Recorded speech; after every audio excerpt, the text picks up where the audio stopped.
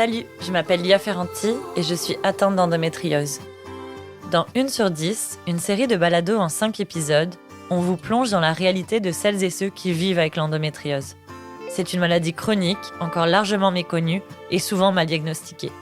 Et c'est une réalité qui toucherait environ 1 personne sur 10 ayant un utérus. Je n'ai pas vécu d'accouchement, mais d'avoir mal comme s'il y avait quelque chose qui me ravageait l'utérus, vraiment. Et j'ai pleuré parce que là, de toute façon, je pouvais plus, moi, endurer mes règles. Fait que j'ai dit, si elle fait quelque chose, arrache-moi l'utérus, là, comme j'en peux plus de mes règles. Pourquoi une maladie qui affecte la santé et la qualité de vie d'autant de personnes n'est pas mieux prise en charge? Ça fait un peu partie du problème, c'est qu'on s'explique pas complètement la physiopathologie de l'endométriose. And society has never really recognized women's pain as valid and important. On va parler de soins, de douleurs invisibles, de misogynie historique, de gaslighting médical. Il dit, on va pouvoir arrêter de dire que c'est dans ta tête en riant.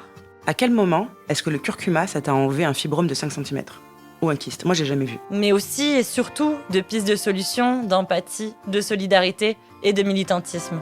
Mais je pense que ces technologies-là donnent accès aussi à une meilleure compréhension de la pathologie, une meilleure prise en charge des patientes. Quelque chose de tellement puissant dans le fait d'être face à face avec quelqu'un qui a marché un peu dans tes souliers. L'endomarche est essentielle à nos démarches pour se faire entendre. On veut des spécialistes et on veut être entendus! Wouh!